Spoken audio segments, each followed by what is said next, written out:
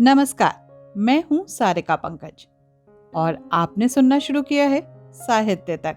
कालजयी कहानियों का दिन है क्योंकि आज रविवार की शाम है। कालजयी कहानियों के क्रम में मैं आज जो कहानी लाई हूं उसका शीर्षक है कोहरा, जिसे लिखा है कमलेश्वर ने। पियरे की बात मुझे बार बार याद आ रही थी। पैसे से उजाला नहीं होता, अगर होता तो हमारा देश सूरज को खरीद लेता, लेकिन तुम सूरज नहीं खरीद सकते। उस वक्त हम एक छोटी सी घाटी में खड़े हुए थे। रीत भी साथ में थी। तभी उस घाटी में यकाएक सूरज ऐसे निकला जैसे किसी ने आसमान से तेज रोशनी जलाकर हमें देखा हो। फिर वो रोशनी 1 मिनट में ही धीरे धीरे बुझने लगी थी। मौसम फिर धुंधला और उदास हो गया था। रीत ने बड़ी कोमलता से पियरे को देखते हुए पूछा था, तुम अपने ही देश से इतने नाराज क्यों हो? हर नौजवान अपने देश से नाराज है, पियरे ने तीखा सा जवाब दिया। तो रीत उसी तरह चुप हो गई जैसे कि हिंदुस्तानी लड़कियां लगभग चुप हो जाती हैं। प्रश्न उसी तरह से आधे अधूरे लटके रह जाते हैं। हवा तीखी थी। खुली घाटी में उस तीखी हवा को सहना अब मुश्किल हो रहा था। रीत के खुले बाल उड़ रहे थे। उनसे हल्की हल्की गर्माहट और महक की छोटी छोटी लहरें आती थीं और सर्द हवा की बड़ी लहरों में खो जाती थी।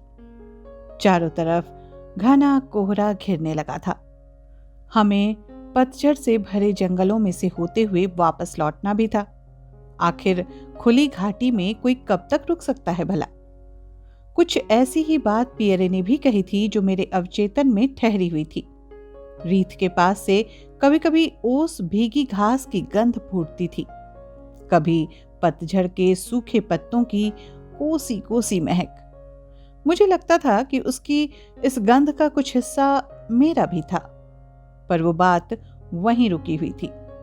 महाबलेश्वर की उस चट्टान पर जहां खड़े होकर दोनों ने सूर्यास्त देखा था। कोयना घाटी में पूरे दिन घूमकर और थक कर हम दोनों लौटे थे। बात तो कुछ भी नहीं थी, पर जितनी थी उसी से रीत ने समझ लिया था और बिना किसी बहाने के बता भी दिया था। तब बिल्कुल एक हिंदुस्तानी की तरह प्रकृति और उसके मोहक मिथक को रोमानी विश्वास में बांधते हुए उसने कहा था, मुझे लगता है कि किसी चट्टान पर खड़े होकर जो कुछ कहा जाता है उसका कुछ अर्थ होता है। मैं समझा नहीं। यही कि मैं तुम्हें कोई वचन नहीं दे सकती। मैंने तो कोई वचन मांगा ही नहीं। मैंने उसे आश्चर्य से देखा था। मांगा तो नहीं, पर तुम्हारा मन मांगने के लिए तैयार तो है। तो अच्छा है ना कि मैंने तुम्हें पहले ही आगाह कर दिया, ताकि तुम्हें बुरा न लगे। देखो डी, जब मैं भारत चली थी तो लुजान में पियरे ने कहा था, मेरा इंतजार करना।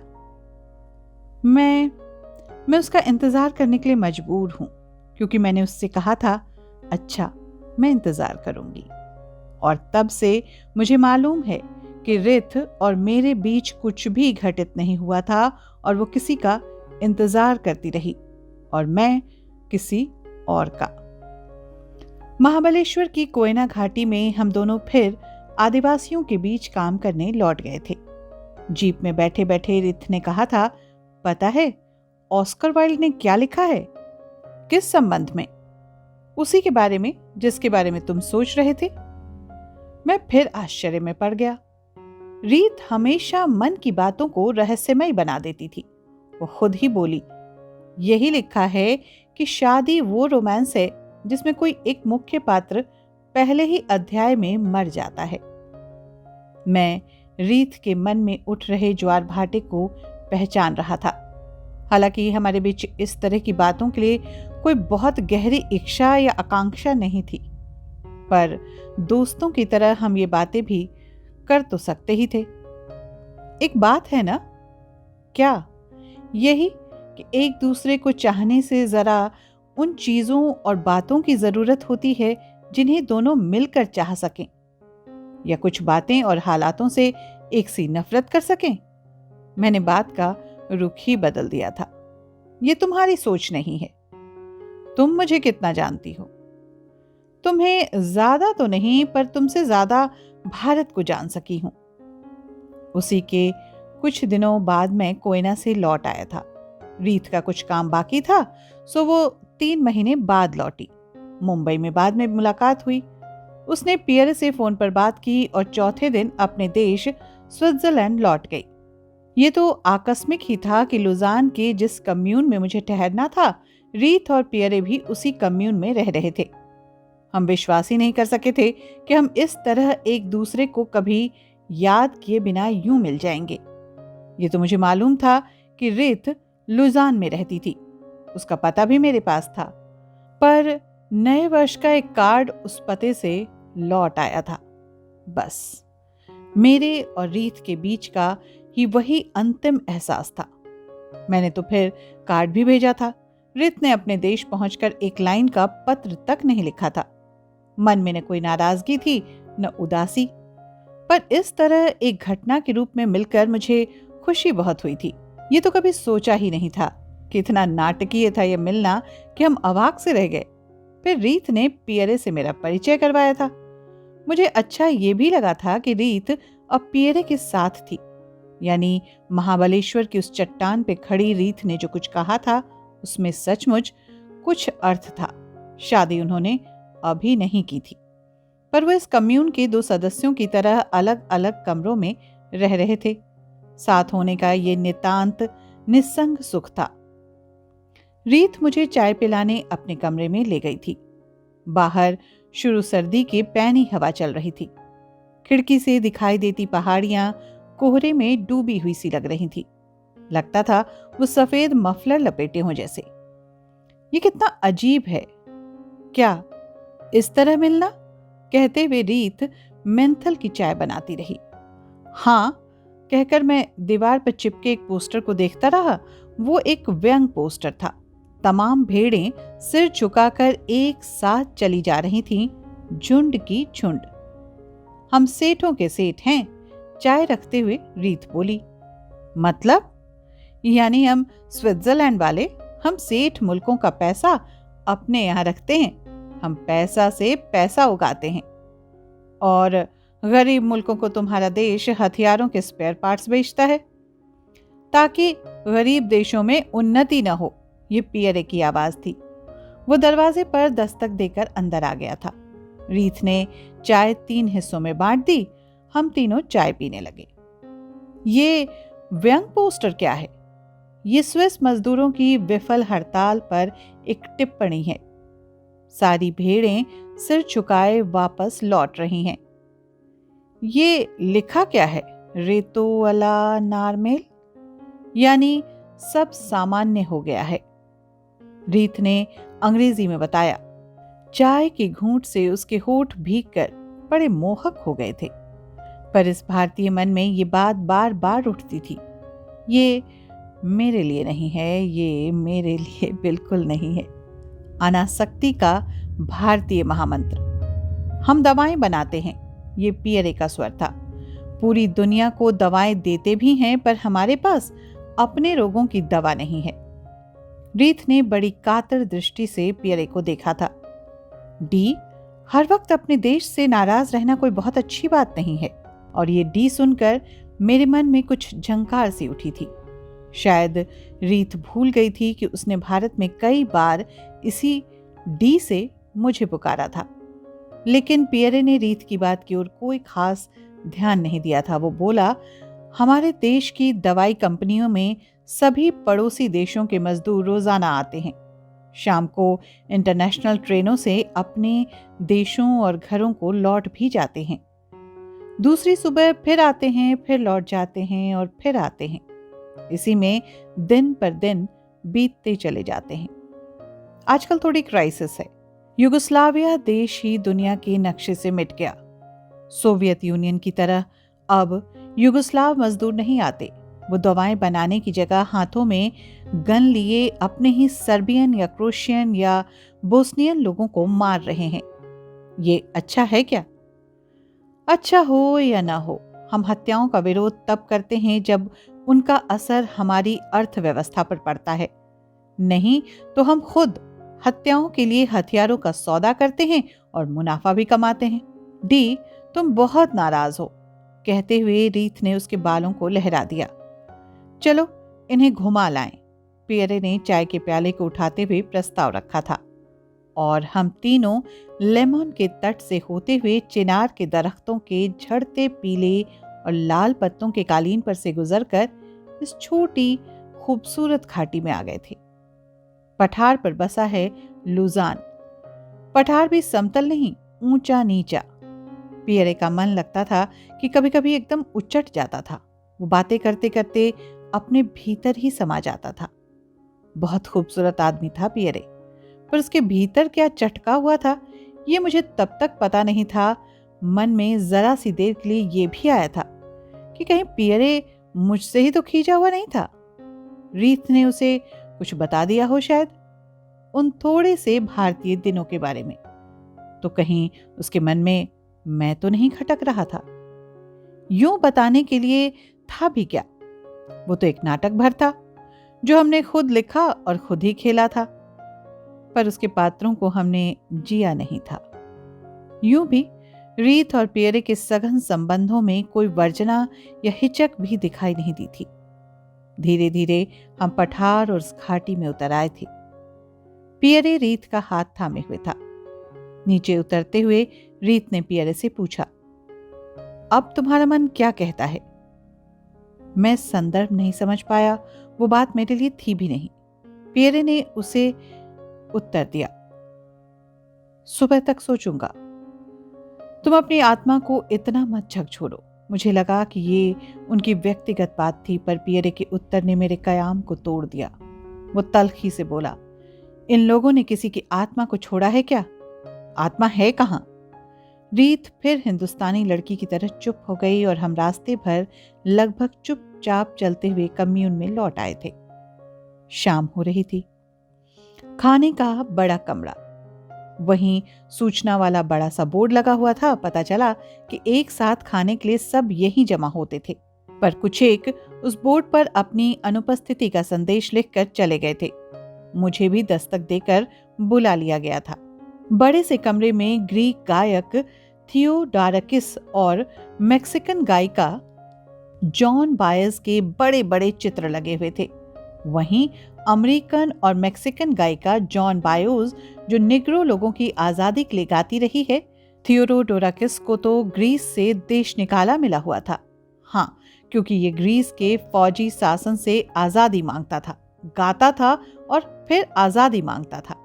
ये आवाज पियरे की थी। पता नहीं उसने मेरे मन का सवाल कैसे जान लिया था। उसने जैसे छाया को पकड़ लिया हो। यही तो रीत की भी खूबी है, वो भी मन की छायाओं को पकड़ लेती है। बाहर कोहरा घना होता जा रहा था। पहाड़ियां कालिक और कोहरे में छिपती जा रही थी। कमरा जैसे सिकुड़ता चला जा रहा था। अंधेरा बड़ी चीजों को भी छोटा कर देता है। मेज पर बड़ी काही रंग की बोतलों में अल्जीरिया की तबरूका वाइन रखी हुई थी। रित ने मिट्टी के प्यालों में थोड़ी थोड़ी वाइन हमें भी दे दी। हम चार ही थे, मैं, रित, पियरे और माइकल। किसी और का इंतजार शायद था भी नहीं। रीत ने ही बताया कि मारियाने जिनेवा चली गई थी अपनी किताब के प्रूफ देखने। नहीं तो वो होती तो जरूर आती। Danish George pop music concert के लिए यूथ सेंटर चला गया था।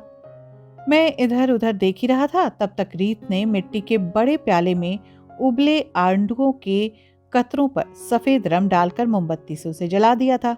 आडुओं से निकलती लौ से कमरे में हल्का हल्का नीला उजाला सा भर गया था। उजाले में मैंने वो पोस्टर देखा जिसमें एक बच्चा मुंह चिढ़ाता और बड़ी शान से जिप खोले शुसु कर रहा था। ये ठीक कर रहा है ना? फिर पियरे ने मेरे मन की छाया को पकड़ लिया था। तब तक कोहराम मच गया। मैं कुछ समझ नहीं पाया।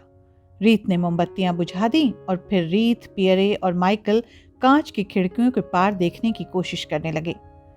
तुम्हें कब जाना था? माइकल ने कुछ घबराए स्वर में पियरे से पूछा था। कहीं वे नहीं, मुझे कल सुबह सुबह रिपोर्ट करना है, पियरे ने उसे उत्तर दिया था। ओह क्राइस्ट, तब लगता है। माइकल ने राहत की सांस ली। सायरन की कोहराम मचाती आवाजें अब दूर चली गई थीं। रीत ने तीनों मोमबत्तियां फिर जला दी। आड़ू के प्याले की लपटें शांत हो चुकी थीं। तभी किसी को रिपोर्ट तो करना होगा, वो उसे पकड़ने निकले हैं। बड़ी गहरी सांस लेकर पियरे बोला था और मेरे मन की छाया के सवाल को फौरन समझकर उसने मुझे बताया, कल मुझे कंपलसरी मिलिट्री ट्रेनिंग के लिए रिपोर्ट करना है। नहीं करूंगा तो ये सायरन यहां भी आएंगे। आत्मा की बातें करूंगा तो पहले मेरा ट्रायल होगा, फिर सजा। देखता हूं, कल सुबह तक पता चलेगा कि मेरे पास कोई आत्मा है या नहीं। रीत अब बहुत उदास थी। वो पियरे के पास आकर बैठ गई थी। माइकल ने थियोडोराकिस का गीत लगा दिया था। मैं अकेला कहाँ हूं, मेरे साथ हमेशा मेरा अकेलापन रहता है। सोता हूं तो साथ सोता हूं, जागता हूं तो साथ जागता हूं। मैं अकेला कहाँ हूं। रीत ने चम्मच से आड़ू काटा और जली हुई रम भरकर पियरे के मुंह में लगा दी। पियरे ने बड़े प्यार से उसे देखा और आड़ू खाते हुए उसके सुनहरे बाल सहलाता रहा। रीत ने कई चम्मच उसे खिलाए। उसके गालों, गर्दन और उलझे बालों में हाथ फेरती रही। मोमबत्तियां करीब करीब जल चुकी थी। सार्डीन मछलियों वाला पिज्जा, सिरके में भीगे खीरे और उबले हुए आड़ू खाकर पेट भर चुका था। मैं मिट्टी का प्याला उठाकर देखने लगा तो पियरे ही बोला था, ये तेजे कम्युनिटी के बने हैं। अब कुछ लोग मिट्टी को पहचानने लगे हैं, पर ज्यादातर लोग आदमी और उसकी आत्मा को अब भी नहीं पहचानते। मैं तो तुम्हें पहचानती हूं, रीत ने बड़ी कोमलता से कहा। तो पियरे की आंखों में जैसे धुआं सा उमड़ आया। उसने रीत के सुनहरे बाल सहलाए और उसके ओठों के बिल्कुल पास अपने ओठ रख दिए। तभी एक मोमबत्ती तेज लौ देकर बुझ गई। मोमबत्तियां बुझने लगी। अब उठें, पियरे ने कहा और वो बिना कुछ कहे अपने कमरे में चला गया। हम भी उठकर अपने अपने कमरों में चले आए। कमरे में कांच की दीवार पर तेज सर्दीली हवा टकरा रही थी और पियरे के कमरे से थियोडोराकिस की ग्रीक आवाज में फ्रेंच के वही शब्द फिर तैरते हुए आ रहे थे। मैं अकेला कहाँ हूं, मेरे साथ हमेशा मेरा अकेलापन रहता है। कई बार मेरी नींद टूट गई। कांच की दीवार पर पड़ते सर्द हवा के थपेड़े और उनकी चक्रवात जैसी आवाज ने कई बार मुझे जगा दिया था। जब भी जागा तो पियरे के कमरे से आती उस गीत की आवाज भी कई बार सुनाई दी। सुबह के करीब जब आंख लगी तब पियरे का कमरा खामोश था। मैं देर से उठा। माइकल ने दस्तक देकर उठाया था। हवा अब नहीं थी, पर बाहर घना कोहरा भरा हुआ था। रीत ने प्यालों में चाय डाली। हम 3 ही लोग थे। मैंने सोचा पियरे का इंतजार कर लूं। पियरे कहाँ है, इंतजार कर लें क्या? रीत ने चाय का घूंट लेते हुए कहा, तुम चाय पियो, वो वहां है। कहाँ? मैंने पूछा तो माइकल ने सूचना वाले बोर्ड की ओर इशारा कर दिया। वहां। बोर्ड पर बड़ा बड़ा लिखा था, गुड बाय। आजा रकीब, मेरे तुझको गले लगा लूं। मेरा इश्क कुछ नहीं था तेरी दुश्मनी से पहले।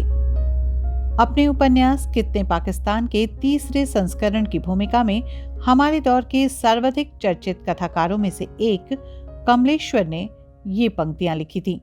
ये एक संयोग ही है कि कमलेश्वर का जन्म और मृत्यु दोनों ही जनवरी में हुए। पैदा वो उत्तर प्रदेश के मैनपुरी में हुए। तारीख थी 6 जनवरी 1932। निधन की तारीख थी 27 जनवरी 2007। इसलिए कालजयी कहानियों की कड़ी में मैं सारिका पंकज आज उन्हीं की लिखी हुई कहानी कोहरा लेकर आपके पास आई थी। आपने सुना, आपको कैसा लगा जरूर बताइएगा। अगले रविवार को फिर हाजिर रहूंगी एक नए कालजयी कहानी के साथ। तब तक के लिए दीजिए अनुमति। नमस्कार।